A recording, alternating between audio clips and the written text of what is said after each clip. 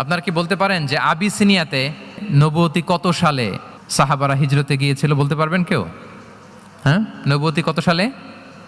পঞ্চম সালে। হ্যাঁ, নবুয়তি পঞ্চম বছর ওনারা আবিসিনিয়াতে, বর্তমানে যেটা ইথিওপিয়া বা ইরিত্রিয়া, সেখানে সাহাবারা হিজরতে গিয়েছিলেন। এবং আবিসিনিয়াতে এই যে হিজরতে গেল, তারা সবাই মিলে ফিরে এসেছিল মদিনায় কবে? এটা কি কেউ জানেন?